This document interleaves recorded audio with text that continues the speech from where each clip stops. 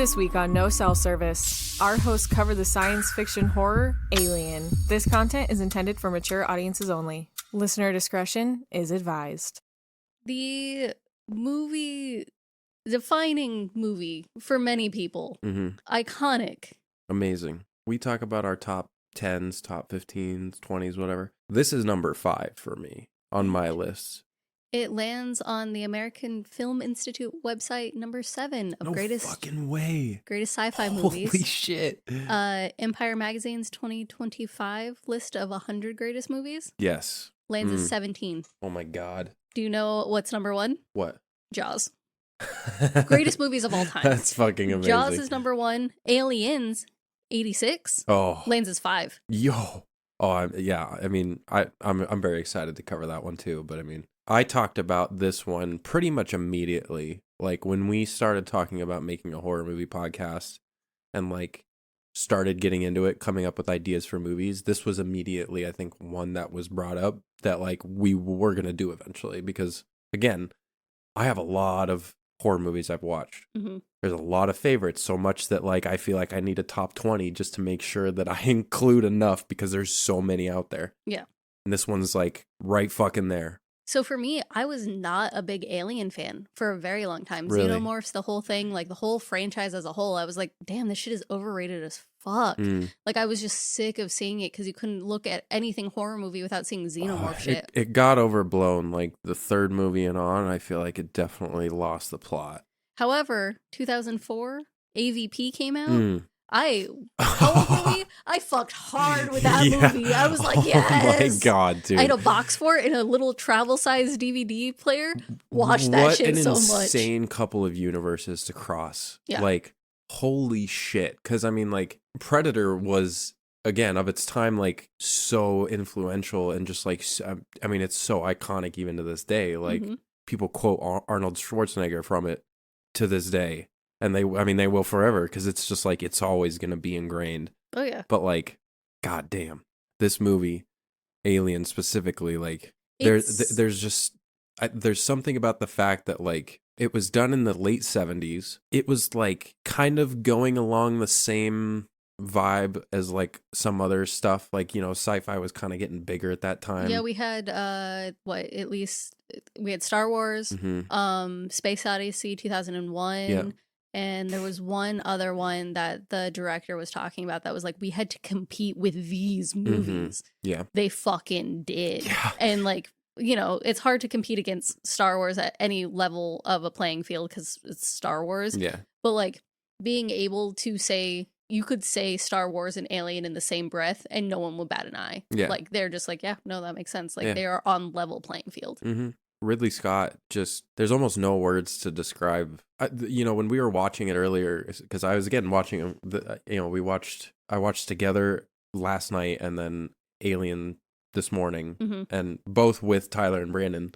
One thing that I mentioned was like, it amazes me that like back then, directors and producers treated it as like more of an art. You know what I mean? Like where the set dressing and the way that they would use real models and just like scale things down to like make these massive looking structures, and like people had to get inventive. It's just it sucks because you don't get that same type of oomph from shit nowadays because it's just media's just changed so much. I mean, yeah, granted, like we get a lot of great shit nowadays. Like there's still amazing movies coming out.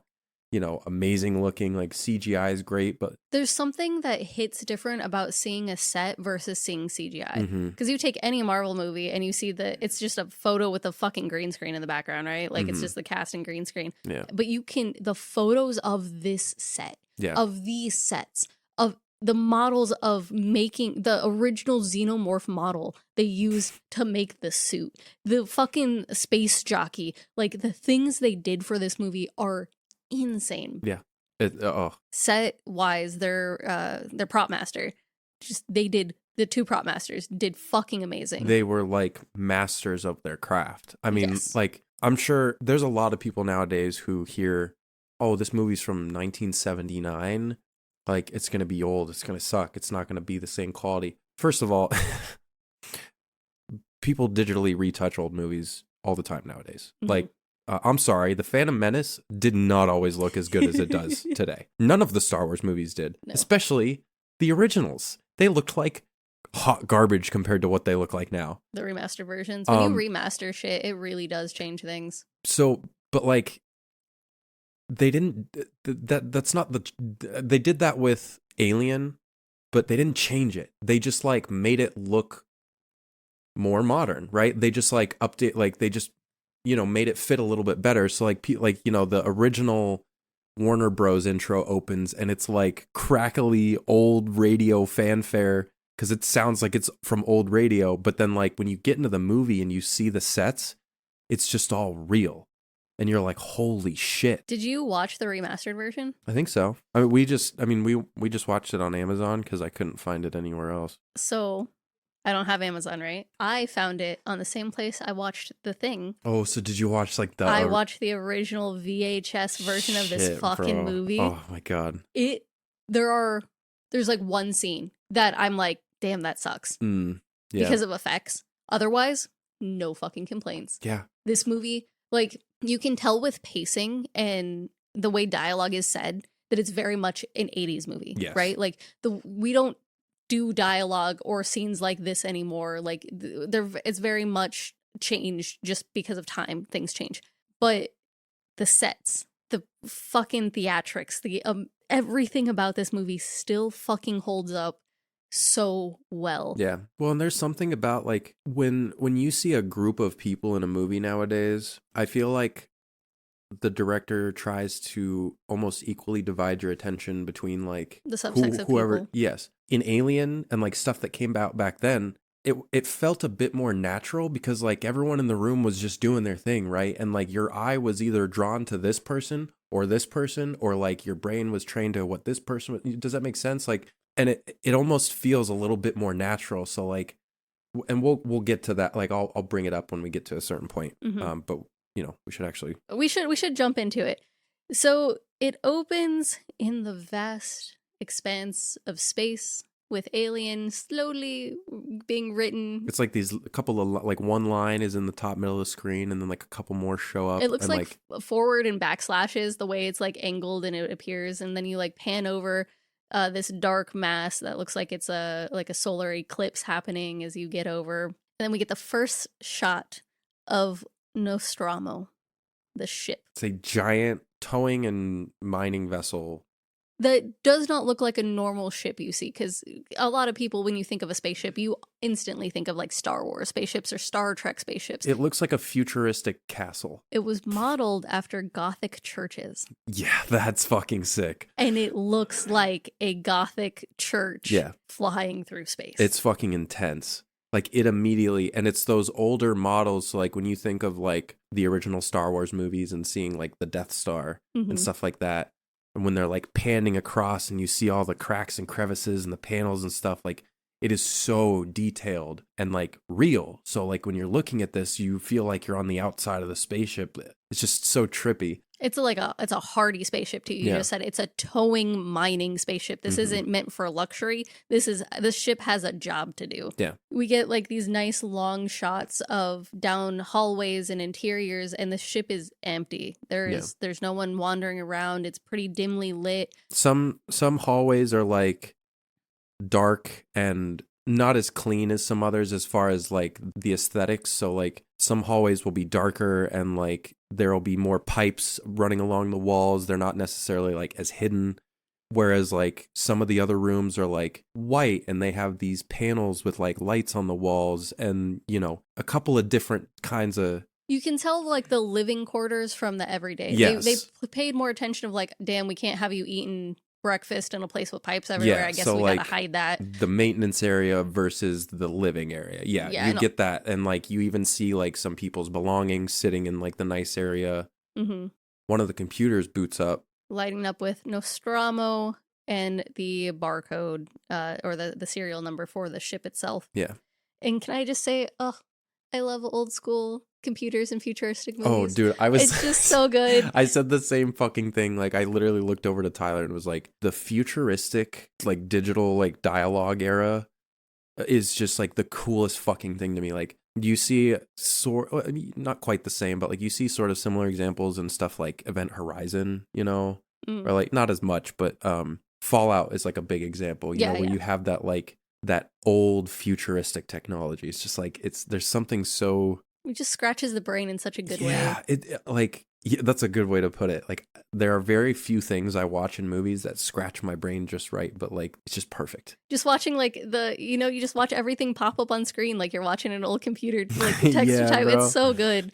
And ones and zeros. Yes, I don't know. I love it so much. And so as, computers booting up and everything, lights start kicking on, the ship starts coming to life. Yeah. Essentially.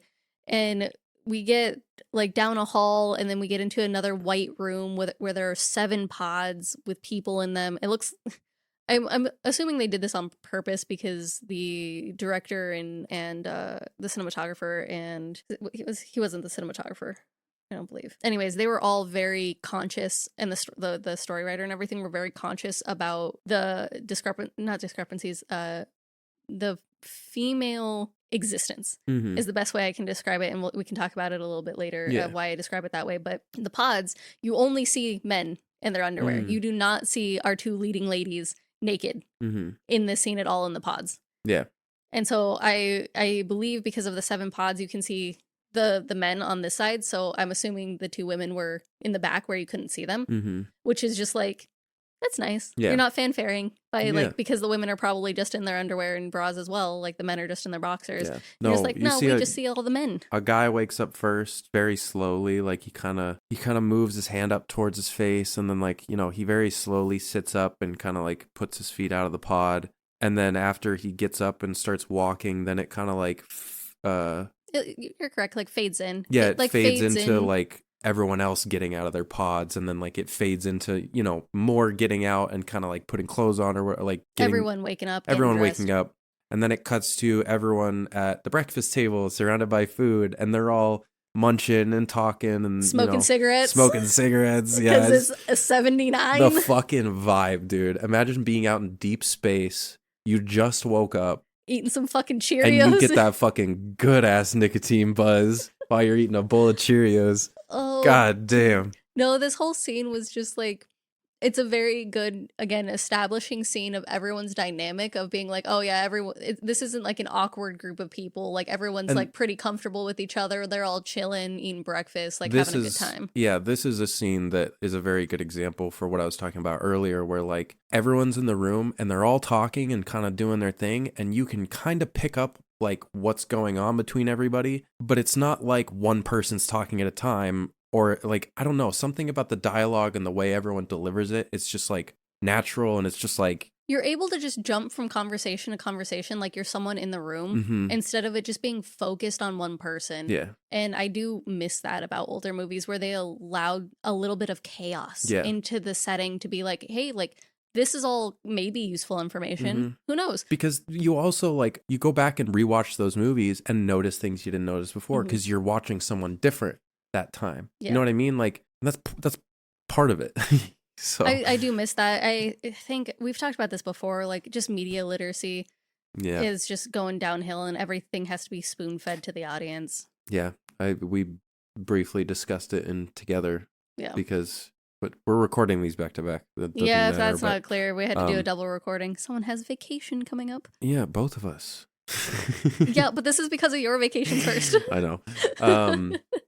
But like, that's a good example of, like they do a really good job of like giving you just enough to where you can make it out all yourself. And then you got to watch the podcast to figure out. Watch the podcast? Or sorry, listen to the other episode of the podcast to find out. Yeah, there you go. Is what I meant to say. Oh, it's late. All right. We had a very long day. I've been going for like 72 hours straight. He just got a new tattoo, had some friends stay the night, got home super late, took a trip to the north. Yeah, did a lot of shit. Played Magic until 2 a.m. on Friday. Oh, damn. I want to play Magic so bad. I still haven't played my Granny Graves deck. I haven't tried out my Final Fantasy deck yet. So sorry if we're a little out of it. This is our second recording, and it's been a long day for everybody. But we do start to zoom in on our Dennis Parker, our chief engineer, who is like, hey, so me and Brett over here, who is the engineer technician, he's like another mechanic, engineer, whatever. He's like, we were talking over here, and we don't think it's fair that y'all get bigger bonuses than we do. What the hell's up with that? Like, why aren't we getting paid as much as you guys are? And they're like, bro, you signed the contract. You knew what you were getting into when you joined this team. And he's like, well, I just don't think it's fair. And they just talk about freaking bonuses and stuff. They get through that conversation, and Ash is like, hey, Dallas, Mother wants to go talk to you. Dallas goes down to speak to Mother, who is the computer ship. Yeah, like the super advanced AI or whatever that like runs the ship, I guess. I don't fucking know. To talk to Mother, you go into this like corded off room that has a bunch of flashing lights. It's pure white, and you type on a little computer to Mother and ask her questions. While that's happening, the rest of the crew, Lambert, who's the navigator, Ripley, who is our warrant officer, Ash is the science officer, and Kane, our executive officer, ? I don't know what that means. He's second in command. He's so Dallas is our captain, and second in command is Kane. They all work together at the head of the ship, getting everything turned on, and they're like, where the fuck are we? Like, where's Earth? And they're talking to Lambert, and she's like, yeah, I'll fucking find it, I guess. They haven't reached the outer rim yet, is what they're talking about. So they are farther out than they think.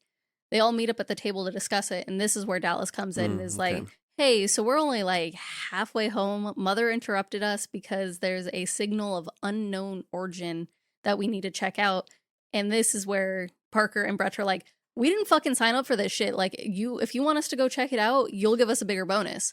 And Ash is like, can I jump in here with the law or the clause in the contract saying you don't go check out this signal, you lose all money? How about that? They're like, yeah, no, we'll fucking go check it out. What are you talking about? We're fine. Yeah. I really love how much this movie focuses in on how the ship runs. We consistently see everyone like hitting buttons and levers and talking about like altitude and if all of the things are correct. I don't know anything about aeronautics, but it sounds fancy and cool when they do it. Yeah. It also like this whole scene right here shows how well they all work together or at least follow chain of command because everyone has a job and they are going to that job to a T, making sure everything gets done proper. Everyone knows exactly what they should be doing. It's like as they like launch a scout ship to go land on this planet that the signal's coming from, or this rock. I don't know if it's a planet or like just a moon or something. I think it is the planet. The planet of the and so they launch this little like scouter ship, and they're talking about how like, oh, we're coming in hard, like blah blah blah, and they land, and it seems like a pretty safe landing until something like clunks and it like drops a little bit, and then there's like a fire starts going off in the cockpit, and something explodes off the ceiling, and it's a bit chaotic. It's hard to describe because this is a slower scene, right? Like you see their like kind of slow descent. You have like some shots of like behind the ship just out in space. It's a really long scene, but it's really cool because you like see the computer and it's showing like, what is that called, like the topographical maps. It's like a scan or like a map of like what they're seeing and like what they're going towards, and you like see that kind of turn or like rotate as they're turning the ship to like match the plane of the planet. It's really cool. It's fucking sick. They talk about just like the mechanics of how everything works, because I don't know, maybe I'm just like a little jaded after Star Wars, and they're like, yeah, we go fast and we land. Yeah. And they don't talk really about anything except something will like blow up, and they're like, oh, the compact retractor in the cockpit is exploded. Well, and this ship takes a while to land. Like when they get close to the ground, it's like a 10 to 15 second like very slow descent, because I think they count down too with they do of like how the descent happens. Like they're very precise and particular, and it's very slow going. Yeah, it's very like realistic if that kind of thing were to be real as of today. So after the fire in the cockpit happens, they send Brett and Parker down to go figure out what the hell happened, and they say a bunch of words that I didn't catch. And Brett's like, "Tell him 17 hours. Fucking tell him 17 hours." Parker gets on the radio and he's like, be a minimum of 25 hours. Yeah. And Ripley's like, all right, well, I'll be down there in a second. They're like, the fuck is she gonna do? Why is she coming down and bugging us? Like, go do your own shit. Yeah. So for chain of command purposes, Dallas is our captain. I already said Kane is our second in command. Ripley, our warrant officer, is third in command. She kind of like, the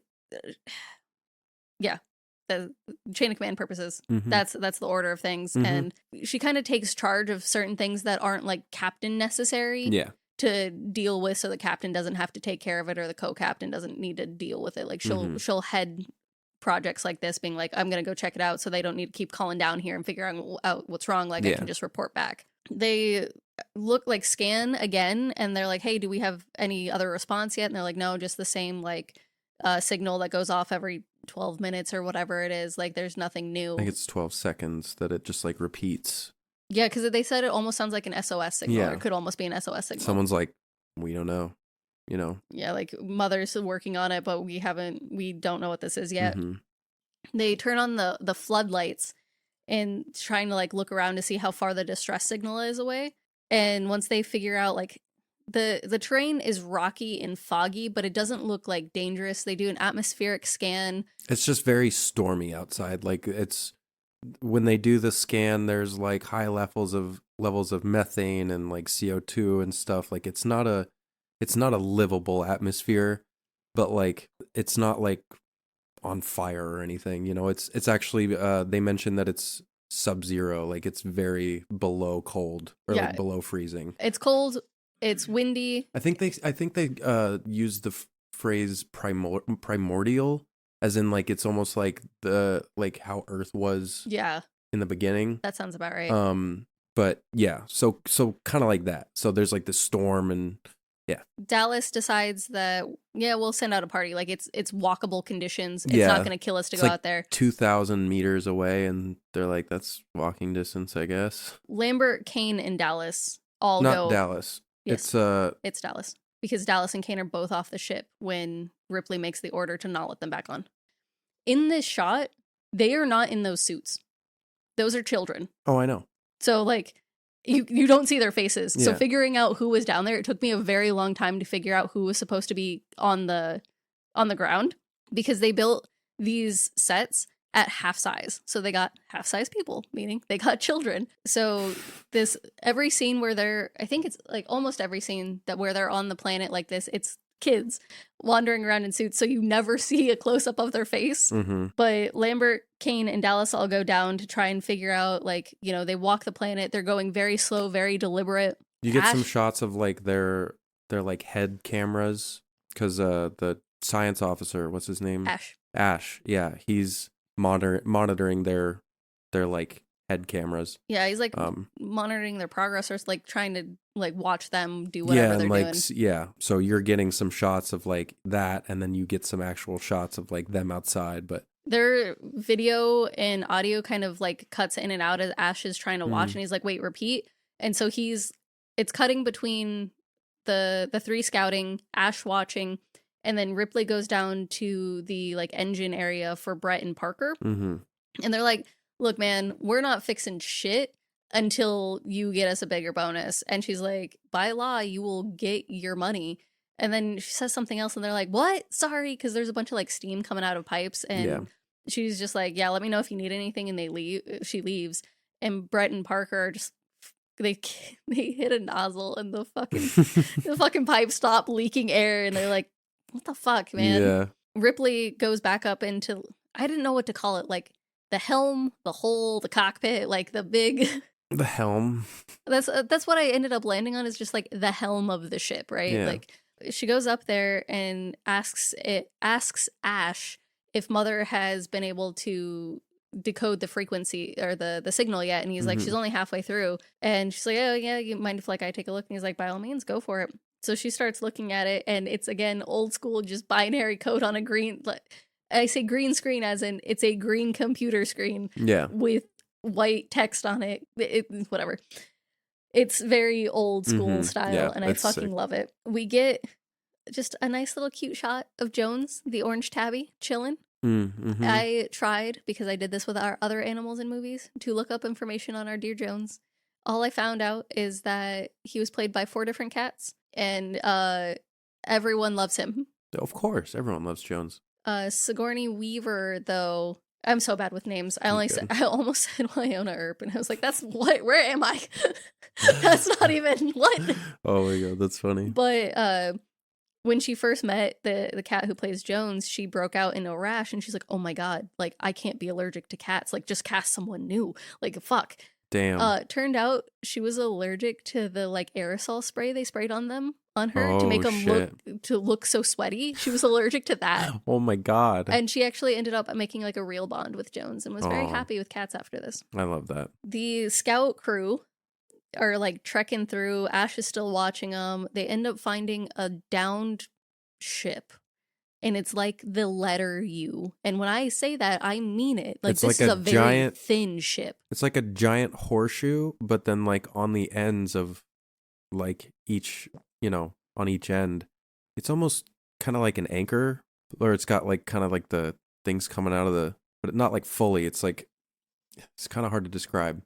There's like these like half things coming off of the ends of each of the. Yeah, it's like a giant horseshoe almost. that's a really good description actually. And it's like hollow It's on the fucking inside. It's a huge. really weird ship design. I'm not going to lie. This is probably the weirdest ship design I've ever seen. And they're like, what the fuck is that? You have some really rough shots of like their head cameras and it like slowly zooming in on the ship. It's Dude, very menacing. These entire like the miniatures for this whole scene in the set, like there's a black and white still of Ridley standing on the set like looking at something, and he's just like, Godzilla in the city, just standing in this masterpiece, right? God. And just It's so fucking crazy. I miss these kinds of things. Again, it's just the like ingenuity, so high quality. Yeah. And it just makes it feel so real because someone sculpted all Yeah. of that. You see the detail. It's not Mhm. CGI where it's flat. You can see the dimension. Yeah. it's It's so so good. creative. Yeah, they end up approaching the ship. You get you get a closer, like really cool shot of the ship from outside, like as they're walking up to it. They end up like going inside, and like you were saying, it's a massive ship. And they're like, I think it's Kane who says, I think maybe if we climb up this like half wall, like, and he says wall, and it's like Mhm. maybe 7-8 feet tall. Like they have to climb up it. It's not like super hard, but it's a little difficult to get up there. Mhm. And they make their way over to the space jockey, Yeah. which is like the coolest fucking set designed thing in existence. Mhm. Yeah, it's Like, like what is this thing? when they climb up, it's this like circular platform with these like giant like wire pipes, whatever, like all running towards the middle into this like giant fucking chair. And in the chair is this fossilized, Semi-mechanical, semi-organic. like giant fucking alien thing. It's insane. And like the seat it's in, it reminds me of Monsters Inc. when what's his name is stealing the screams out of they're Boo. trapped in the fucking. Yeah, and like it's like Mhm. sucking the fear out of her. That is Well, what yeah, the 'cause machine looked like. There's literally a giant like thing Thing. sticking out from like the corner of the ceiling, I like would- a 45-degree angle out, like down towards the chair, It could almost as be if like that's a like, telescope. Like Well, if yeah, you're in or a like- telescope chair. or like if you're driving the ship, that's how you like see where you're going, kind of Yeah, thing. it's Like wild. it's And fucking crazy, and it's huge. I mean, like if this is the alien that ran that ship, the wall they climbed up was probably a step for it. yes, It just exactly. stepped up there. It was like a little Exactly. inconvenience for this thing. They get up to it, and then they realize that it's exploded from the inside out. Essentially, they say that like its rib cage has been like flayed open as if it's like exploded. Yeah, that's exactly what they say. Is like it looks like it exploded from the inside. Yeah, And Dallas and Lambert are looking at it like, what the fuck yeah, is it's this? fucking wild. It's and the actual like set that when you look at like photos of this is just so Oh, fucking I cool. honestly I what's haven't his seen name? them. Is it HG? The frick. The freaking guy who designed it. I don't know. I can't remember now, and I'm upset because he's so good at what he fucking does. We'll figure it out. Yeah, but the guy who designed all of these sets and stuff has like he designed Nostromo as well, like the church style. Like he has a very big thing for like Gothic architecture, and like it very much feels like very Eldridge and like Yeah. H.P. Lovecrafty. Yes, like 100%. what the fuck am I seeing? Or it's like, again, like the pipes or whatever, the wiring, those like things you see like all strewn about on the floor, like coming towards the chair. It's almost like veins, or you know what I mean? It's very Stranger Thingsy. It's not you very, don't it's know like, you don't know what's organic and what's mechanical, Mhm. and it's so the uncanny valley in a different way of like Yeah. What am I actually looking The at actual here? valley is uncanny. Yes, exactly. Kane. Yeah, he ends up finding like a hatch in the floor. Or like a hole. Or like a little hole in the floor or something, but he like waves for them to come over. And they have to like spelunk down in there. They throw a rope down there and he attaches himself and he lowers himself down into this like giant fucking room.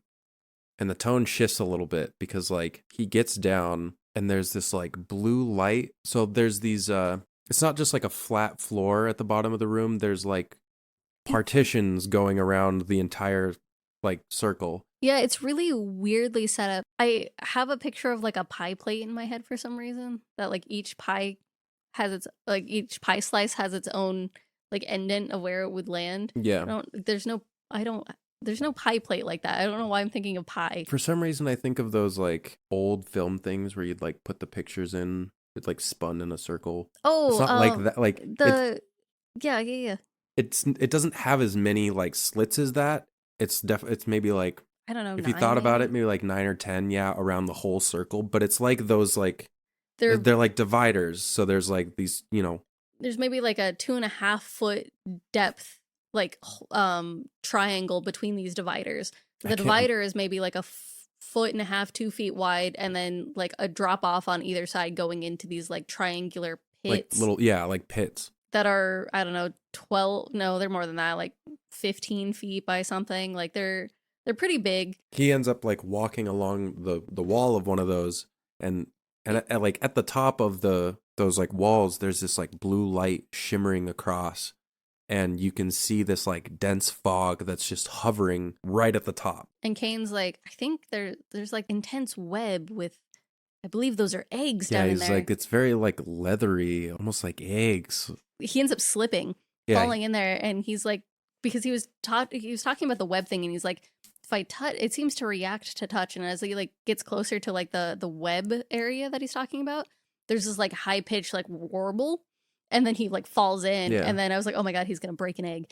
He lands there and he's like checking it out, and it cuts to the ship where Mother has deciphered more of the message, and Ripley's there being like, that's not an SOS. I think this is a warning. Yeah, it's I need like to go more tell of a them. Warning. Yeah. And Ash is like, what's the point? By the time you get like the length of time it takes you to get there, they're gonna know whether or not it's a warning. Like, don't do that to yourself as well. Yeah, like just wait.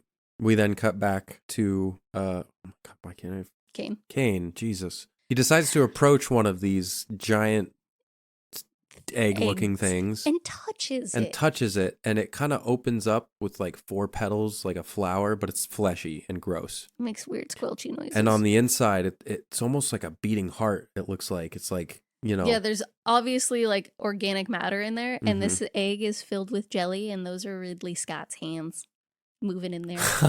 That's so funny. So apparently I heard like he held his hands like this and like moved his fingers around to like get the movement, because he wanted something in there, and they tried to use animatronics or something for it, but it just didn't work as well. So he's like, fuck it, those are my hands, let's go, bitch. That worked perfect, because it's like almost beating like a heart. He leans in a little closer, and it fucking explodes and screeches, and this thing fucking attacks his face, and then it just cuts to outside, and it's like quiet, or like not quiet, but like the hum of the storm is so dull that it's just like nothing. And you're like, oh my God, what? This scene is so fucking quick. I watched it on 0.25 speed to catch the entire thing, because the scene was they filmed it and then reversed it. Shit. That's why it's so fast, is because it's actually filmed the other way, where he's coming closer with the face hugger already attached, and it's getting pulled into the egg. And then they just like reversed it, and damn, because this sick. The way it's intense. You again, fucking filmmaker ingenuity back in the day. Like, it's insane. This whole thing, right? It cuts back to the ship. Oh, I did want to talk about the egg though. Like, okay, real quick, about how like it, and obviously it's probably due to like technology at the time, but the way it splays open, like it's meant to be looked in instead of like cracked. Yeah, like it's like drawing you in. Yeah, it's obviously so like the alien. Everything about it is made to be like, come hither, come look at me, to get your face fucking locked onto. Like, bro. Whether or not it was just technology constraints, or if that was actually a thought out thing of like, no, the egg needs to like flower open so someone wants to look inside. Yeah. Oh, fantastic. Oh God. Ugh. So the crew do finally come back. The storm has kicked up and it is sending sand and dirt and rocks everywhere. And they're like, you can really only see two of them at the start. And once they get up kind of onto the deck landing and they're getting sanitized, they do have Kane with them. And they're like calling in, being like, hey, like, let us in. You need like, to let us in. Ripley. We need to, like, he needs help. Like, there's something on his face. And she's like, what? And he's like, I don't know. It's something organic. Like, we need to get it off. And she's like, I can't do that. Quarantine procedure, like that thing could infect the whole ship. You got to wait 24 hours. And they're like, he doesn't have 24 hours. We need to get him in the ship. And she's like, I can't. Like, I cannot open this. Like, I am so sorry. But if you guys were in my position, you would do the same thing. You're not putting the whole crew at risk. And then Ash is fucking down in the hole and he fucking hits the button and manually lets them in. And Ripley's pissed. Yeah. They come in, they usher him in, and then it cuts to him on a table. Yeah, Kane's on a table in the infirmary with Dallas. With the suit still on, like, or at least the helmet, because like this thing is like it launched onto his helmet and then melted into it. Yeah, so when they go to saw off, well, don't saw it, they use like a futuristic tool to like cut through it, and they have to like crack open the fucking helmet around this thing, and as they crack it open, they realize that it's this like spidery looking creature that's hugging its face, and it's got its tail, like a fucking stinger wrapped around its neck. And as soon as they crack that helmet open, it tightens tighter around his neck. Tightens around its neck, around Kane's neck. So, well, I read a lot of shit on this movie. Obviously, there's so much shit. When they were designing the face hugger, like, it's a representation of rape. And, Jesus. And so when they were like, yeah, this thing is, forcing itself on you, impregnating you unwillingly, and it's, shoving shit in you that you don't want, they refused to have one of the women be attacked by the face hugger. They're like, that's not happening. Good. That's unacceptable. We are not going to have that on our set. Also, it'll make the male viewers really fucking uncomfortable. Yeah. And we want that. No, I think it's good. It's definitely like, it was definitely, I think, the start of like branching out and being like, no, fuck you guys. Like, Ripley is like OG fucking heroine, femme fatale, final girl. Yeah. Oh yeah. But like a lot of female characters were written like that back in the day. Like Princess Leia. I mean, she had a rough start maybe, but like metal bikini, badass. Well, she was. That was the problem though. She couldn't be badass without being sexy, and I feel like Ripley got to be badass without having to be a sex icon. Yeah, 100%. Because I think, when did Halloween come out? Because I feel like Jamie Lee Curtis also was kind of like more of a sexy final girl. Oh God, yeah. I don't remember when that came out, but yeah, that was like, it was also in the 70s. That was when everyone was like, "Damn, Jamie Lee Curtis, holy shit," me included. I mean, I wasn't born yet, but I want to say it was 78. Damn. So yeah, we had Jamie Lee Curtis. We had you're right, with Princess Leia. I say Jamie Lee Curtis like that's her name in the movie. I don't remember her name in the movie though. Yeah, I just always remember her as Jamie Lee Curtis. Yeah, I'm trying to think. Like, obviously we weren't born yet, so I can only speak of movies I can remember. But like, I feel like Ripley really gotta be just like, I'm gonna kick some ass, and I don't gotta be sexy about it. 100%. Okay, so yeah, so they end up.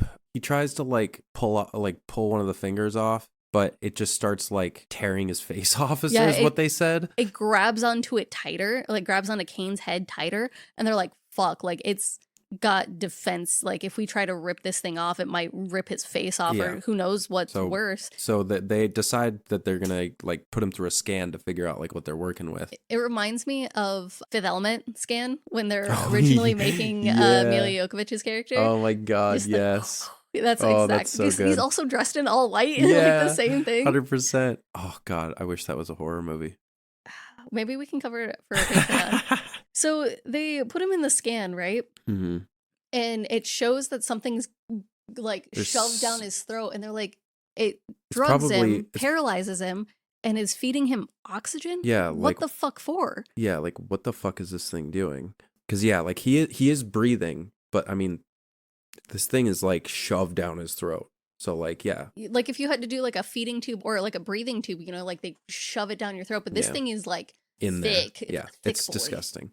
I'm gagging just thinking about it. I have such a terrible gag reflex. They decide that like, well, so Ash says that they like there's not really much they can do, like, because they're afraid he's afraid it's gonna kill him. The chief officer Dallas is like, I'm gonna make the executive decision. We're cutting that fucking thing off his face. Like, and we're gonna try. Ash is like, are you sure? It's on you. And he's like, yep, I know it's on me. We're fucking doing like, I'll take all responsibility. Fucking get that thing off of him. They pull out this like futuristic ass tool to try and like go and cut off one of the face hugger's digits. And they get it real close. Like, they put a piece of cloth against his head, and then they get it real close, and it like singes the knuckle, and like smoke comes off of it, and then blood spills out onto the floor, and it starts melting the floor. It's that acid green. It's literally color. Like acid. And so Dallas is like, that shit's gonna eat through the hole. Holy fuck, that shit's gonna eat through the hole. And so he runs out and grabs everyone, and they all follow him. Oh yeah, everyone was watching from a viewing window, like, yes, they're literally outside the room, like watching into the medical bay, like watching all this happen. So when he runs out the door, they all follow him. And they go down a level and like watch this literally cut through the floor and then go hit the next floor down and continue to melt that. They do it for 2 or 3 floors. 3 floors. And they get to the bottom, and then it finally starts to slow down. Dallas steals Brett's pen and is like, let me steal that from you. And he like pokes at it, and it like just smokes and singes a little. And he's like, all right, it looks done. Yeah. And hands it back to Brett. They go back up there, and like, do they talk about it now, or they might talk about it a little later? This thing is like the perfect defense mechanisms. No, that's later. Is it later? Oh no, that is now. It is the perfect defense mechanism. So, because like acid, you can't do anything to that. Yeah. Like, so Brett and Parker are left down to still fucking repair everything, because it hasn't been the 25 hours that they said it was going to be, or the 17. They leave Kane unattended in the infirmary, just chilling with the thing on. And Parker said this a few times. I agree with him. Fucking cryo freeze him. Yeah, I know. Because he asked that. He's like, why don't you guys freeze him? And they just don't say anything. They just don't respond to his question. He's like, just cryo freeze him and can see a doctor when we get back home. Like, what the fuck is the problem? And I was on Parker's side for this. I was like, why don't you just freeze him? But that in turn would have just been worse. Oh, yeah. Because you bring that thing back to Earth. Yeah.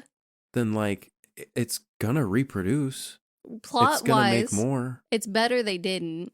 Realistic wise, 100%. Why didn't they? Also, apparently, Alien Earth is really good, and I was told to watch it. It's a prequel, right? Or is it I don't know. I just heard it was really fucking good. So yeah, I tried to look for Alien on Hulu, and it wasn't on there, but Alien Earth popped up, and I was like, oh. Yeah.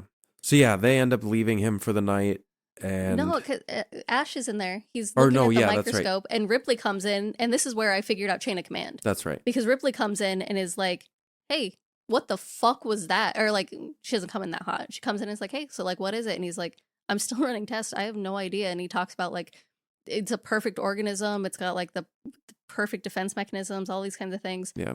And she asks how the guest is. And he's like, I don't know. I'm like still studying it. She's like, Ash, when Dallas and Kane are off the fucking ship, I'm in charge. Yeah.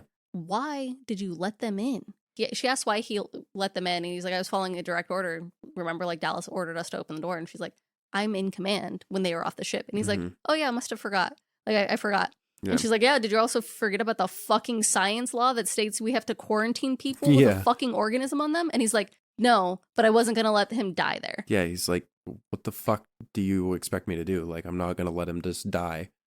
Let all of them die, you know? And she's like, you just endangered the rest of the fucking ship. Yeah. And he's like, well, that was a risk I was willing to take. And you're like, shit, okay. And I get it, but I don't at the same time, because those things are set in place for these fucking reasons. Yeah. We just watched, or just not just watch, but the thing, there are reasons these things are put in place. Yeah. Quarantine is a thing for a reason, and I'm so sorry if it fucking kills you. But as someone who cares about humanity, I'd be like, yeah, bitch, fucking quarantine me. Don't let yourself die because of me. Like, I would feel so shitty if someone died because of my negligence. Yeah. Are you fucking kidding me? He then downs a glass of milk that he just had in his lap before walking away. It's just, he has this like little glass of milk, like a little Scotch glass of milk, and just tosses it back. And it's just like, that's a weird thing to have in a lab, my guy. But sure, whatever rows your boat. You might want to cut this, but it's not milk. Well, yeah, I know it's not milk, but it looks like milk. Sorry. Okay, Yeah, I'm no. sorry. Well, actually, it is milk. Well, like for the shot, yeah, for them to like record, but like I'm pretty It's sure. oil. Yeah, like that's his essence, but Yeah. like for shooting wise, Yes, it is it's just milk. Yeah, And then if you're watching it without knowing he's an android, you're just like, why is he drinking milk? yeah, and then leaves. Ripley leaves. He leaves. Oh, then it like cuts back to the helm where everyone's kind of just chilling.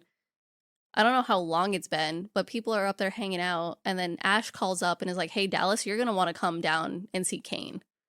Mm-hmm. And Ripley's like, "What the fuck?" and goes down with them.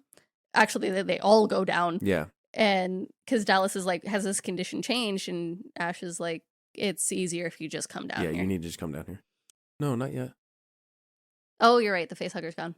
Yeah. So they. So what? Then I missed. Okay, so Dallas calls.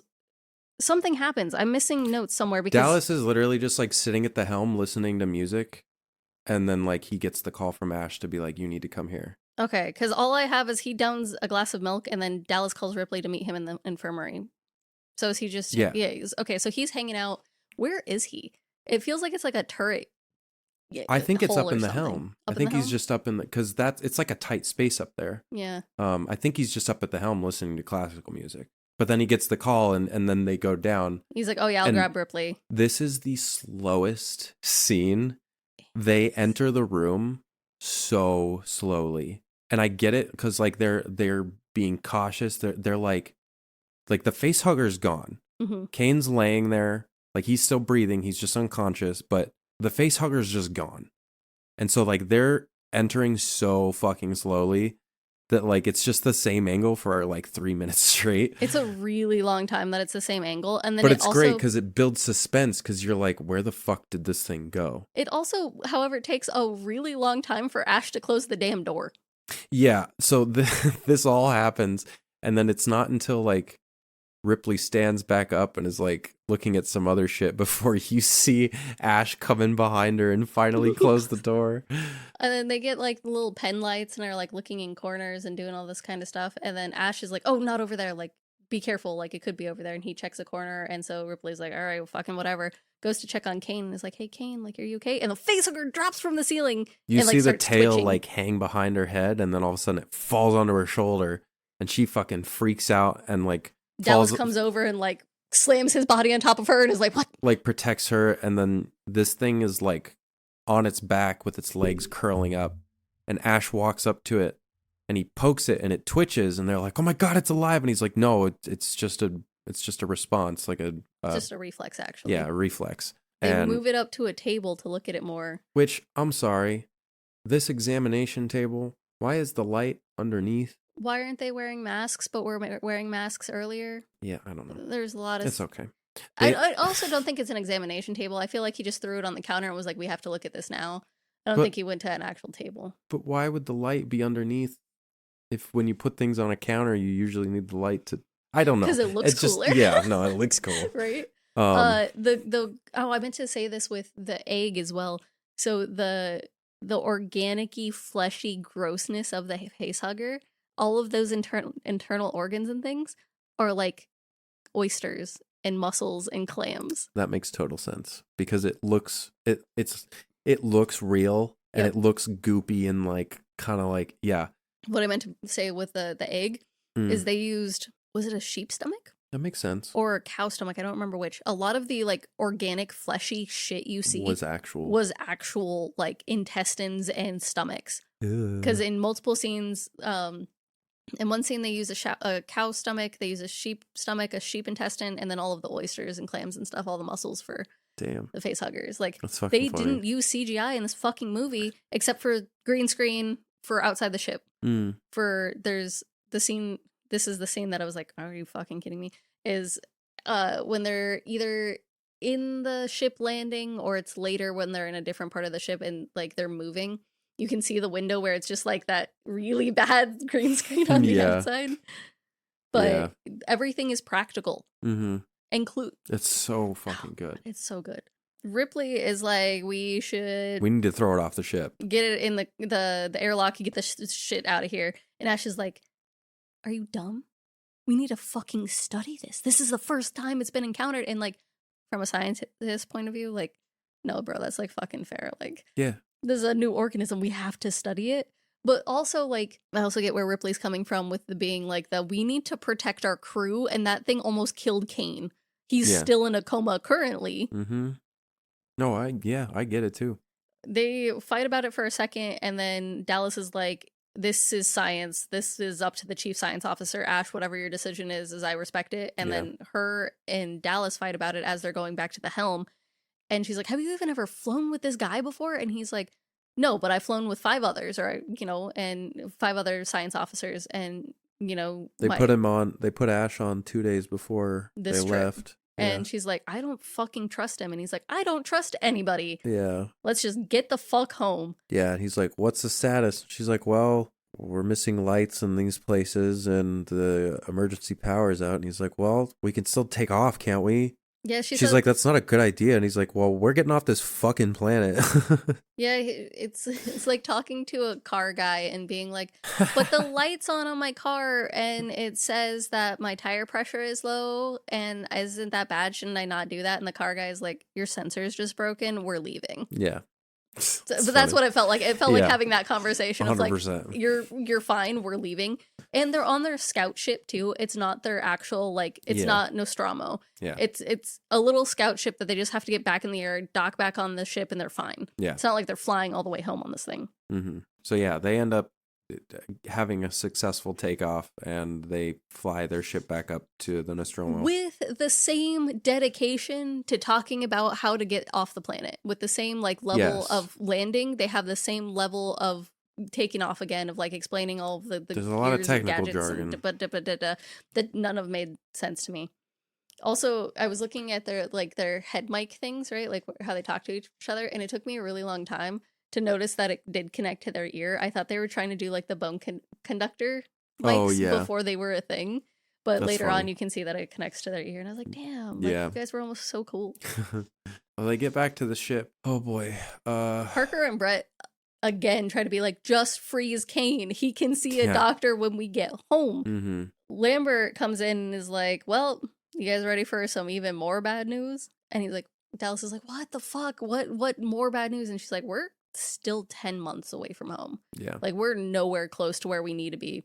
Ash then asks Dallas to come see Kane because his condition has changed. Yes. And Ripley's like, I'm coming, and everyone fucking goes. Yep. This is when they walk in and Kane is sitting up. He's awake and he is, just trying to get his bearings. He's like, what happened? Where are we? And Ripley asks him, what's the last thing you remember? And he's like, I just remember some horrible dream about suffocation. And then I woke up here. Where are we? And they're just like, we're going home, old buddy. Don't worry about it. We're fucking about to go back into cryo freeze. And he's like, God damn it. Can we eat first? I'm starving. And Dallas is like, all right, it's on me tonight. And they're like, oh yeah, finally hearing it from you. And I was like, how is it? This is the worst joke ever. Yeah. Just like... So then it cuts to them. They're all at the dinner table. They're scarfing down, eating. Kane is smiling and piling stuff on his plate because he's starving. And everyone's kind of smiling and everyone's happy because they're about to get ready to go to bed before they go home. They're all making jokes. Parker makes a really bad like sexual innuendo about wanting to eat Lambert out. Yeah. And Lambert's like, gets like very upset about it, and they skim over it real fast, going on to more things. Side note on Lambert, the actress who played her originally tried out for Ripley. Oh, that's funny. And they didn't tell her that she didn't get Ripley until day of shooting when she showed up. And they told her she was doing Lambert. And she was pissed because she hates Lambert's character.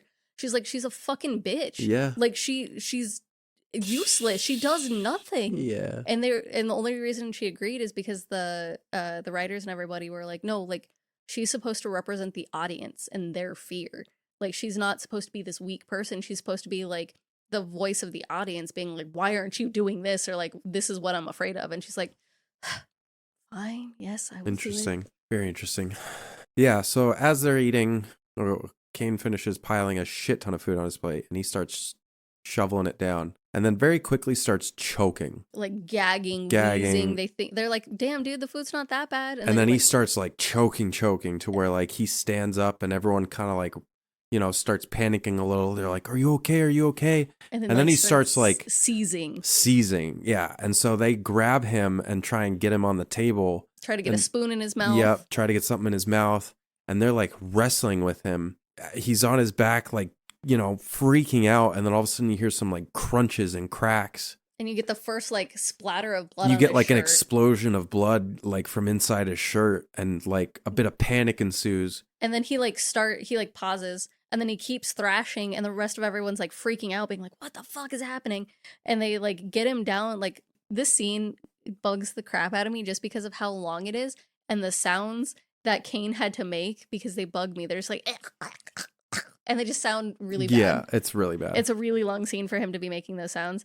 And then the chest burster, actually, like, you can see it like fucking burst out, and it looks like it's stuck by the shirt, and everyone like backs away and screams, and there's blood splattered everywhere. Yeah. And Lambert's scream in this is real, because though they like rehearsed it, they never rehearsed it with the chest burster happening. And she gets covered in blood.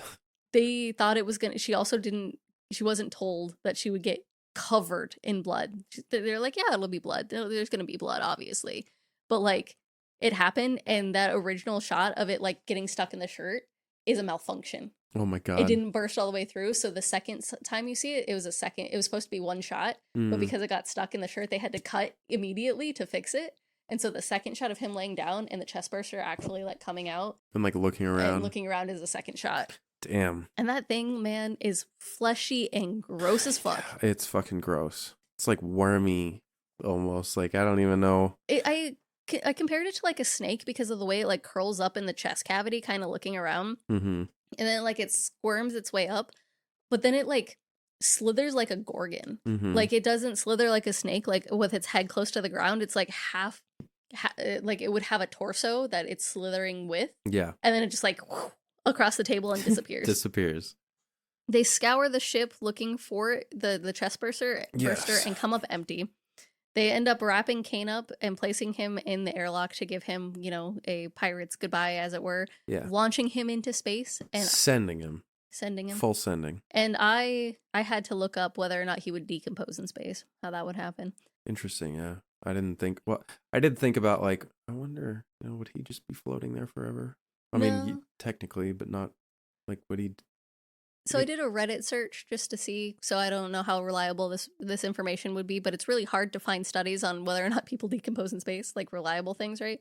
Someone was like, due to like UV radiation and blah, blah, blah, they would probably end up disintegrating eventually. Mm-hmm. Another person was like, depending on how tight they were like airlocked in their suit, your bacteria and stuff is still going to decompose you and die, like kill you normally, and you're still going to bloat. And then it's just like, you kind of got to guess if like you explode out of your suit, right? Like what happens after that. But yeah, decomposition would normally still happen. And then UV radiation will probably just burn you to a crisp. Yeah. Brett he shows them a cattle prod thing, and he's like, hey, just poke this little guy. It won't hurt. It's not going to kill it, but it'll give it a nice little jolt and we'll be able to capture it. Yeah. Ash shows a motion detector he made, and this thing is like wild because of having motion detectors now, like going back in time and like them imagining what it would be like. And it's like this giant box that has a tube on it that measures the displacement of particles in the air as something moves. Yeah. So like, and my instant thought was, you have a cat on board. See, I didn't think about that until they actually... So Dallas, Ash, and Lambert are on one team. They decide to split up on teams. Mm-hmm. Dallas, Ash, and Lambert, and then Ripley, Parker, and Brett on the other. We start with Ripley, Parker, and Brett, who go down a deck, and they're like, it's dark, like the lights are out. And Ripley's like, yo, the hell, man? You said you fixed this shit. Mm-hmm. And he's like, we did. Like, something must be wrong with the circuit breaker, or the circuit. So they stop, check out the circuits. He's able to get the lights going. They keep looking around. Like, this movie, when it comes to, again, looking for the space hugger and then like the searching scenes, is very, very slow. Yeah, it's just very, very like, it's setting up for suspense, but yeah, it's very slow. So like we're kind of breezing through some scenes, but that's because it's literally just like you're watching someone walk through this doorway for a minute. Yeah. Like they literally open a big door and like come through it and walk down a hall to a breaker, down the hall more, mm-hmm. very slow, and it is very good at building suspense, but I think it's too much. It's too much time. I think, again, for the time period it was made in, it probably worked really well, but like you could take maybe 10 seconds off of it, maybe a little bit more depending on the scene, and giving it it gives you more of a pull. Mm-hmm. Ripley's using the motion detector, and it leads them to a locker. Yeah. And Brett holds up a net, Brett holds up the net, and then Parker's going to open the locker. They're going to capture it. They open it, and freaking Jones hisses at them and bolts. Brett drops the net and is like, what? It was the fucking cat. Yeah, Ridley's like, why didn't you fucking grab him? And he's like, it was the cat. And they're like, now we're going to fucking pick him up again on the fucking motion detector. He's like, well, I guess I'll just go get him. And they're like, yeah, fucking go catch him. So he ends up going off into this like mechanical, like it's like the underbelly, you know, where there's some like not construction equipment, but like big moving bits of things that do things, probably. And like he's walking slowly through this big space. Yeah. I don't really know what it is. Like there's a machine, like a futuristic equivalent of like a boiler room, like where it has a bunch of stuff and you don't actually know what it does, but it's definitely doing things. Exactly. It's all mechanical. He ends up finding the shedded skin of the fucking alien and then just drops it and it's like, yo, Jonesy, come here, Jonesy. Yeah. And Jonesy bolts. So he keeps having to chase after him. There's a really cool scene where there's a part he like walks into this giant room, and again it's similar to this like boiler room kind of thing, but there's like water falling from the ceiling and it's almost kind of like rain. Yeah. And there's chains hanging from the ceiling. It's almost like it's raining. It's really cool. And then he ends up like walking underneath some of the drips of water, and he like takes his hat off and just like lets it drip on his face, and he like puts his hat back on but just kind of like stands there and lets it drip on his hat. It's just like a really like, I thought it was a really cool scene. We all did. Like, we all looked at each other like, that was a fucking cool scene. Just because it's like very like, I don't know, there's a fucking alien on the ship, and like, it's just a moment of collection and like peace. Yeah, like you get to sit there and just kind of like listen to the water. And I think that's the point, right? Maybe like they want you to kind of like, oh, like I can just sit here and enjoy the sounds of like almost rain for a minute and kind of like take you out of that like tense place that you might have been in before. Ridley had to fight to keep this scene in. Really? Because the producers were like, why the fuck is there water and chains in this damn room? What the fuck is this supposed to be? I thought it was fine. In my head, I was like, oh, it's probably just like a coolant room. Well, yeah, because you imagine if you have enough steam or something coming off of something and like hitting the ceiling. Or like collecting on metal, it's going to collect and then drip off. It's like with the chains and everything, because like if you can hang like those chains from your gutters, right? Yeah. And it helps the water. And that's exactly how I pictured it. It was just like, I pictured it like, you know how when ACs can freeze over and then like they melt, I pictured it as like a condensation room. Like this is probably something that like freezes or heats up and it gives off a lot of condensation. And this is just where it collects. Like it made sense to me. The chains were a little weird, but like, I don't know, shit be weird. He ends up finding Jones again. In this room. And as he's like bending down, Jones is like kind of looking at him. He starts to walk towards him. And then you see some movement behind Brett. And then Jones hisses and runs away.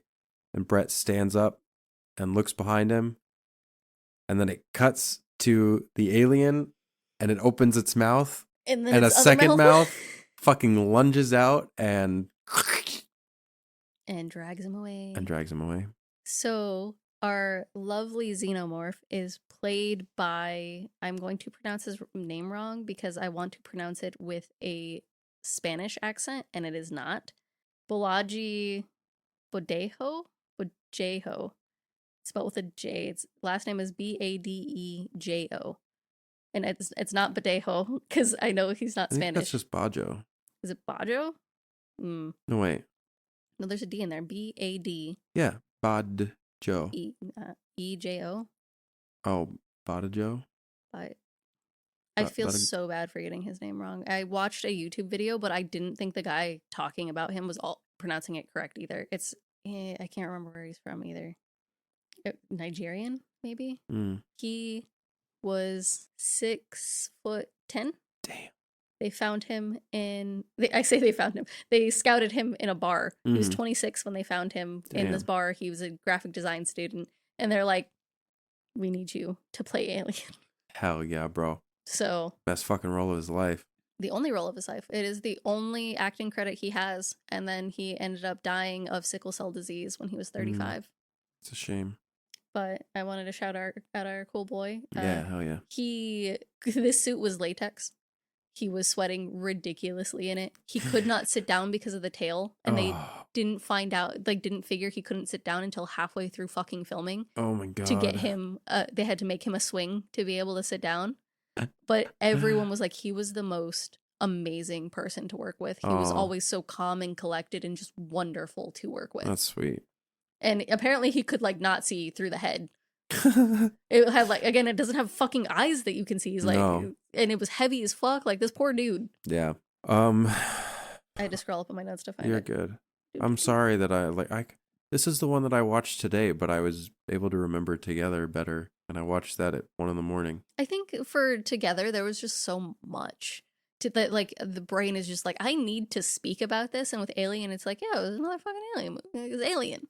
Yeah. Especially because these people get separated, and then these people get separated, and then it's a lot of like the same. That is interesting. It's cut and dry, but not in a bad way. It's just very like point A to point B. Parker and Ripley explain the best they fucking can to the rest of the crew that he just got dragged away. Yes, that's right. Parker and Ripley explain the best they can that Brett got dragged away by this giant thing. Man-sized creature. And then Ash whispers, Kane-sized? Does he? He does. No, he whispers Kane's son. Is that what he said? I thought he said Kane's size. No, he says Kane's son. So the website I watched it on doesn't have subtitles. Yeah, no. And so I kept having to go back. We had subtitles. He's so like, where do they drag Brett away to?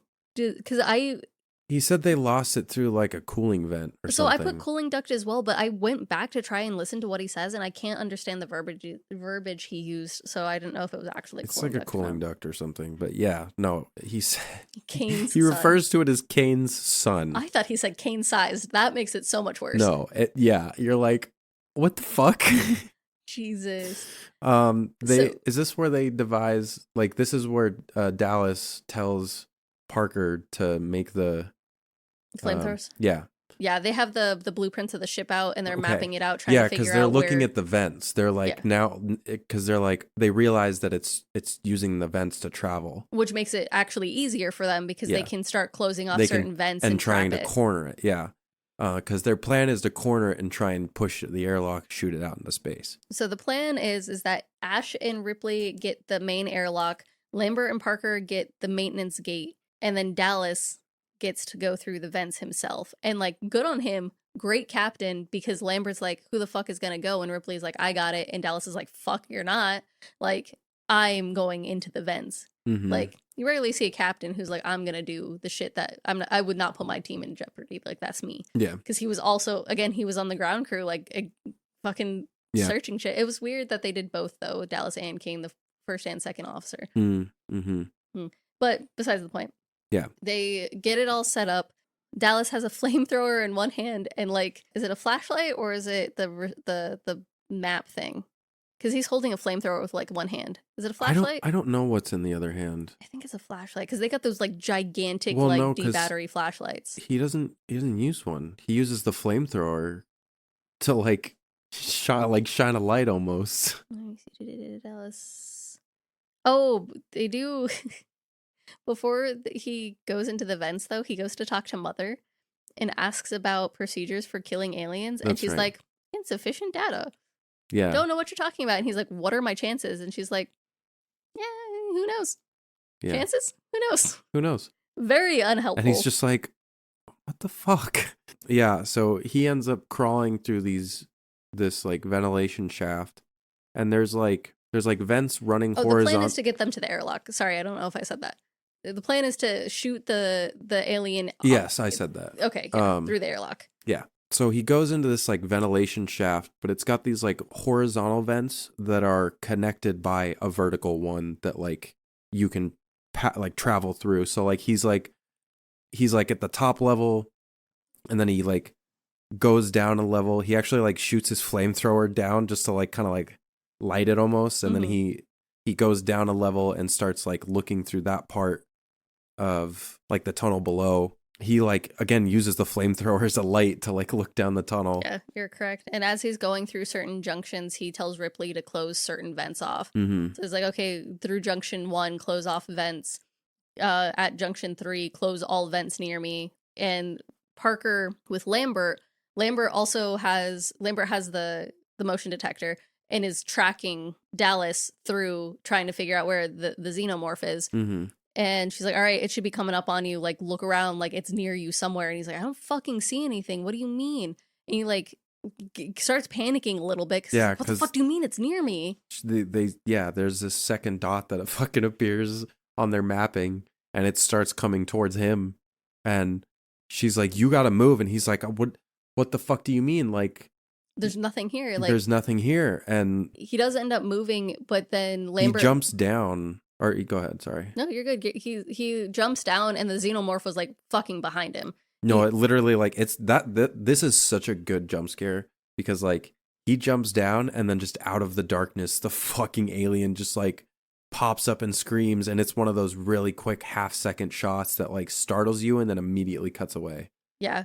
And you're like, "Oh fuck." The next scene is Parker throwing the flamethrower on the table saying, this is all that was left. No blood, nothing. Yep. Was it no blood, no Dallas, nothing? Yep. With Kane and Dallas gone, Ripley is now in charge. Yep. So she's like, hey, we're fucking sticking to Dallas's plan. This is what we're going to do. And Lambert is like, Dude, fuck that. Like, fuck that. Let's take the shuttle and just get the fuck out of here. Who cares about this shit? And Ripley's like, the shuttle can't fit four. It won't fit four. And Parker is like, we're fucking killing this thing. Fuck everything. I'm gonna go. This thing needs to be filled up and I'm gonna kill it. And she's like, would you hold on 5 fucking seconds and let me goddamn talk, dude? Yeah. And so she says the plan is like, again, close off all the air vents, move in pairs, and then force it into the airlock and still shoot it off. And he's like, does that mean I'm gonna kill it? And she's like, yes, that fucking includes killing it. Yeah. And he's like, well, give me 10 minutes to go fill up my flamethrower. Yeah. And I think she tries to send Ash with him or Lambert, I don't remember. And he's like, no, like, I got it. I'm going to go by myself. It's fine. Ripley asks Ash if he or Mother have any ideas,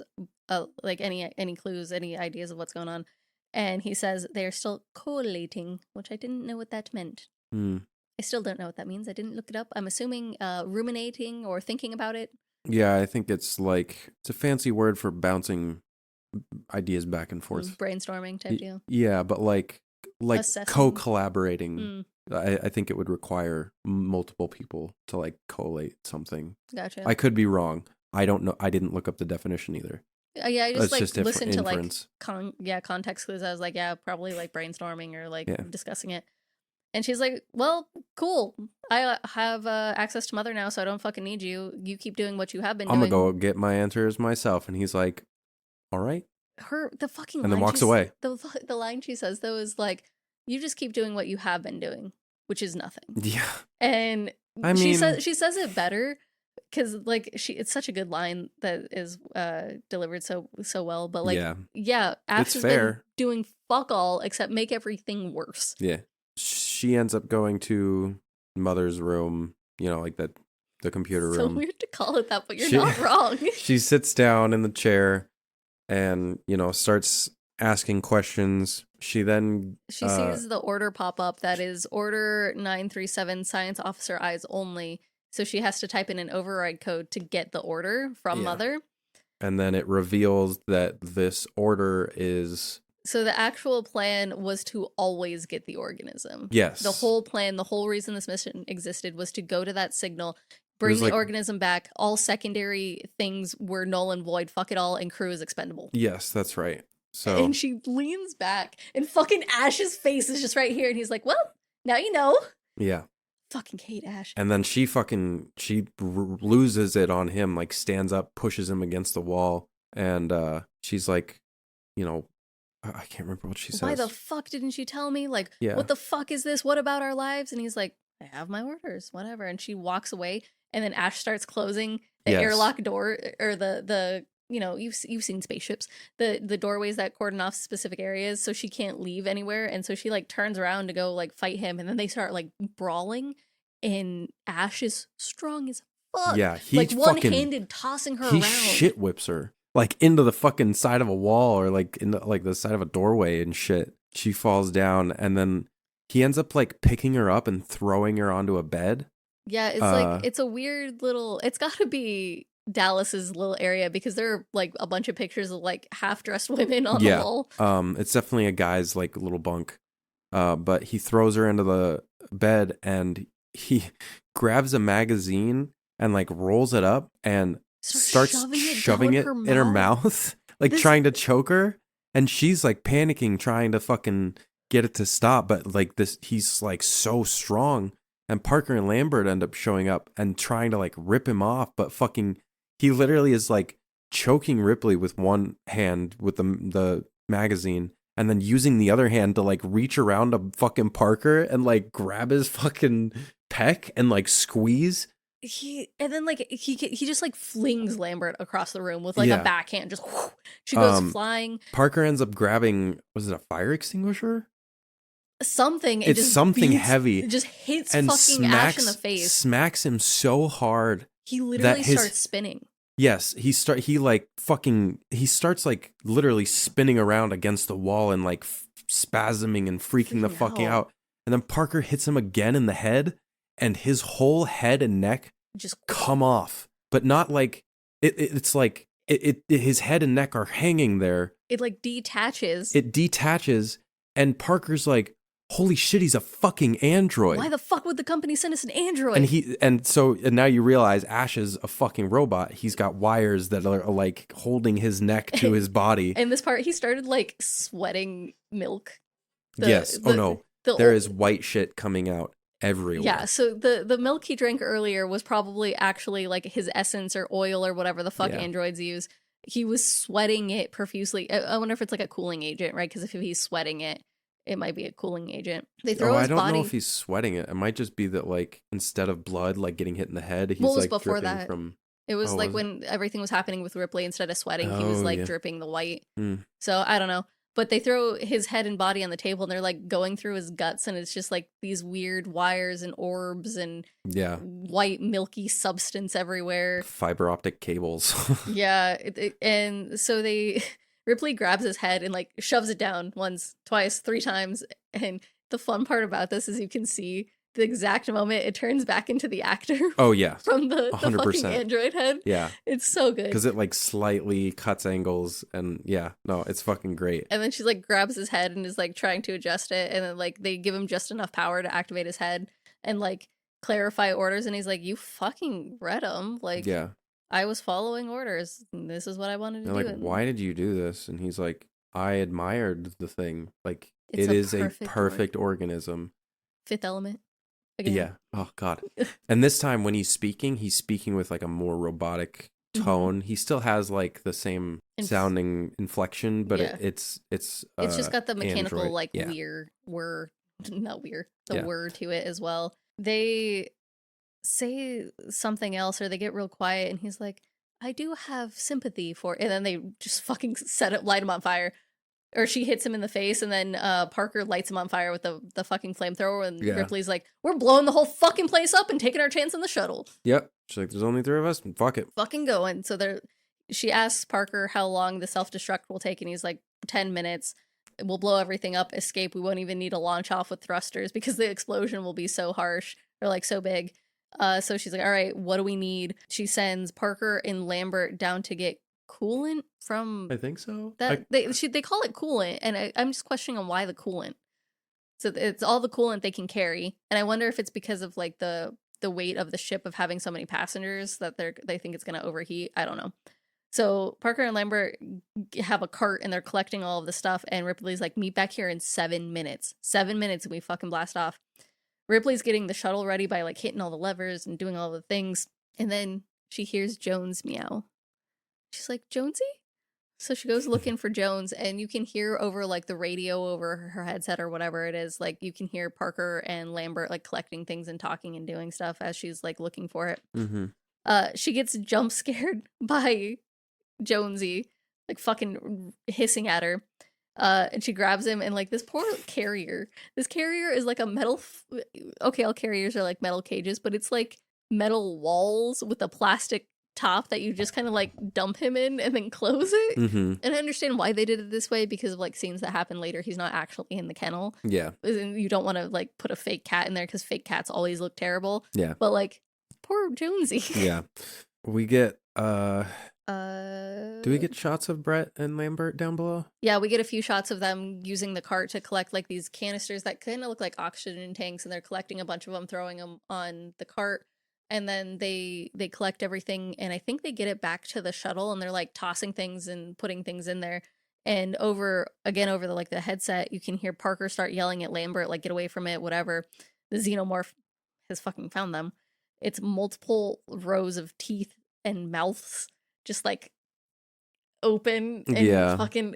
And then you get this part where it's also like dripping with so much water. I don't know why, but like they just have water pouring down its face whenever it does a close up of the mouth. I think it's supposed to be drool. Like it's just supposed to be like oozing drool. But like it's funny because it like comes off the top of the mouth. Like it doesn't come out of the mouth. It's like that makes sense. It's literally just from like the top jaw down. Yeah. Yeah. It's a weird way to do it. But it's fine. It doesn't matter. It's very cinematic. Yeah. I don't know. There's this whole scene where he's got like Lambert held up in the air, and his like tail comes around and like I don't know if it like pierces her through the ass or something, but it's like I think it just pierces her from her back. But yeah, it goes up like underneath, like in between her legs and up towards her ass. So yeah. Yeah. I'd like to think that maybe, because she definitely makes some noises. She's like, oh, and then she screams. So like, I don't know. It was just like a weird thing, especially like learning about the whole face huggers being like a representation for rape and shit. I was just like, God damn it, don't fucking ass fuck her with the tail. But then, Ridley literally hears this, and she's like screaming over the intercom, like. And she tries to run down and go help them, and when she gets down there, Parker's fucking dead, and Lambert, you can only see the legs dangling of. Yeah, and they're laying there dead as hell. So she has realized, all right, I guess I just gotta go. Yep, it's my plan now, and it's just me. So she runs back up to the helm to activate the self-destruction sequence. Mm-hmm. This is the longest self-destruction sequence I've ever seen in my life, but it does make sense that you can't do it on accident. You have to pull two levers that accesses a panel on the floor that you then have to lift up, and there are 4 separate things that you have to untangle and hit buttons, and then there's a whole control panel that you have to hit the right code in the center. Yep. And then it's like danger, like you're activating the thing. You have 5 minutes. So it's a 10-minute process, and you have the first 5 minutes to reverse it. But then after those 5 minutes are up, you can't reverse it, and the ship is definitely going to blow up. Yes. So she sets this into motion. Runs back down to the shuttle. Yeah. But comes across the xenomorph. She has Jones's carrier with her too. And she sets the carrier down and comes across the xenomorph around the corner, and she's fucking bolts. The xenomorph stops and is like looking at Jones's carrier. And you're like, not Jonesy. Yeah. Leave Jonesy alone. And then you don't see him for a while. So you're like, oh my God, they fucking killed the cat. Of course they killed the cat. But she runs back up to the hull to stop the detonation And you can hear it counting down. You can hear Mother counting down, being like, you have 8 seconds to reverse the detonation. 7 seconds. And like counts down. And she literally hits the button as it counts down to 0. And Mother is like, you have missed the window to stop the detonation. The ship will definitely destruct now. In 5 minutes. She's like, fuck you, Mother. And then like she hits a freaking computer and is like, fuck you. Runs down to the shuttle, gets all strapped in. She gets Jones's carrier again. Oh, yes. So she gets Jones's carrier. Yeah, the xenomorph didn't care about Jones. And in an interview, Ridley was talking about it. And he was like, just not an opportune form for them. Like, after having a human body, like, why would you want to be a cat? Like, that's not there's nothing interesting about the cat. Yeah. Compared to the bodies. Mm-hmm. Or the humans, right? Yeah. So she grabs Jones's carrier, fucking books it into the shuttle, and, like, the xenomorph is coming after her. or like no, the stuff starts fucking detonating, and she gets into the shuttle, closes the doors, but like tosses Joan's character in there, and it lands sideways, and she has to like shove it in to get it all the way through the door. And I'm like, Jonesy. Yeah, but then she straps herself in and she detaches the ship from the hull and just kind of like watches as the fucking ship starts to like, pass over her and then like gets farther and farther away. She straps herself in and then just leaves Jones's carrier to like fly around while she's like, this is fine, like holding her grip, and you can hear Mother's voice counting down the last minute of the destruction. And she gets out there, and then like the ripple effect of this bomb, right? The explosion happens, she gets blasted. A second explosion happens, she gets blasted even more, and then it like back in, and then back out for a third explosion that she's just like, finally, Jesus it's over. Christ. And she gets up, unstraps herself, finally lets Jonesy out of that fucking character. I keep wanting to say character. Carrier. Gives him lots of fucking love. Yeah. And she ends up putting him in the... He gets his own cryo tube. Yeah, he gets his own cryo tube. I was glad to see the cryo tubes were there because I was like, oh my God, do they have to travel the last 10 months? Like, just like sitting there. Do you even have the food to do that? She is stripping down. It looks like they have a specific outfit or something that she needs to wear to get in the cryo tube because she like strips down to her underwear and an undershirt and is just like kind of breathing and relaxing, takes off her necklace, like throws it on the ground, like fuck this thing. Is getting shit all like locked down and set up, and when she goes to like hit a bunch of fucking buttons on this thing, the xenomorph hand like grabs flaps her out. Yeah, like it's like trying to grab her but it doesn't have any strength, and she like backs up real hard and then fucking shimmies into this little closet. Yeah, she fucking runs into this little closet, and then she ends up putting on the like spacewalk suit that was in there. Does she grab something? She grabs the harpoon. That's right. And this whole time she's being like super quiet and like watching the xenomorph from this little window. And we watch, like, this is the first time I think we get to see the full extension of the inner mouth, because it like opens its mouth and then like the inner mouth opens and then it like all the way out, and it's like so phallic the way it comes out, and I was like, ew, I don't think I needed to see that. Like I don't think I need to see that at all. Yeah, well, and it's creepy as fuck because like she looks across the room after like she leaves the closet, and you can just like see it laying like in this little like, I don't even know what you'd call it, just like a little, it's just like this little alcove like above a whole deck of computers and below a bunch of pipes and wiring. It's just like this little thing that like you could squeeze into. He's just laying there like moving a little bit.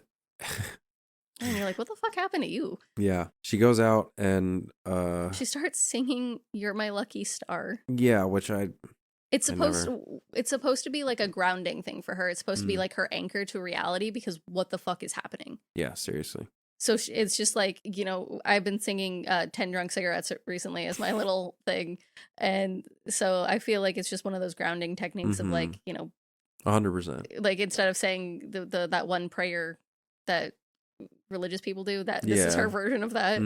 As she's like buckling herself in, getting her harpoon ready, hitting a bunch of buttons, because the shuttle also has an airlock that you can just, and the xenomorph gets dragged to the door and catches itself, and she shoots the harpoon at it, but it's a harpoon.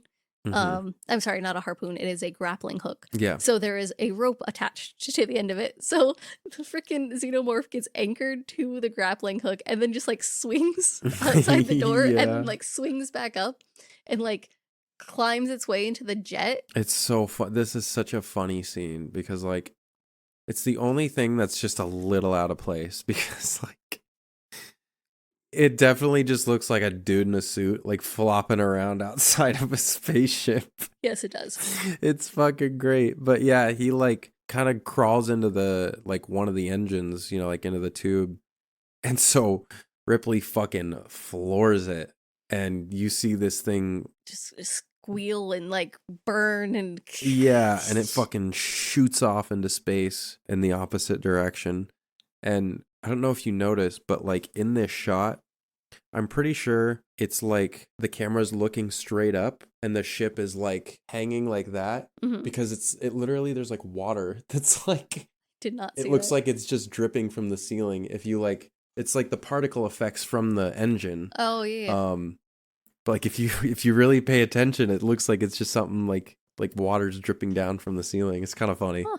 But that's cool. Yeah, I did not notice that. So Ripley is technically finally safe. She curls up into the ship to give her sign off as the now captain of the Nostromo that has been destroyed. Yep, she puts in the log that like everyone is dead and that she is like she's heading to the I think she called it the frontier or something like that. Yeah, something. And she'll be there in 6 weeks, and best she'll case, hopefully get picked up by the fucking somebody.